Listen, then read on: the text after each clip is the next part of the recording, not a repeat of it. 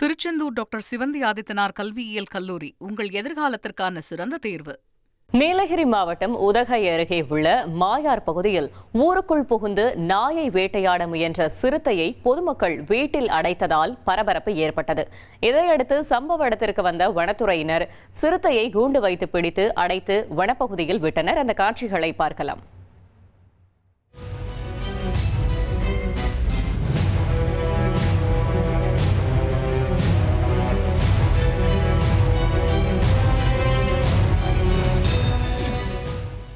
கூடுதல் தகவல்களை செய்தியாளர் வில்லியம் வழங்கிட கேட்கலாம். வில்லியம், வணக்கம். முழு தகவல்களையும் சொல்லுங்க. வணக்கம். நீலகிரி மாவட்டம் உதகை அருகே உள்ளது மாயார் கிராமம். இந்த கிராமத்தில் யானை, சிறுத்தை, புலி உள்ளிட்ட வனவிலங்குகள் இரையை தேடி ஊருக்கள் மற்றும் குடியிருப்புக்குள் வருவது வாடிக்கையாகி உள்ளது. இந்த நிலையில் நேற்று இரவு நஞ்சன் சிவா என்பவரது வீட்டு வளாகத்தில் படுத்திருந்த நாயை வேட்டையாட முயன்ற சிறுத்தை எதிர்பாராத விதமாக அவரது வீட்டின் உள்ளே சென்றுள்ளது.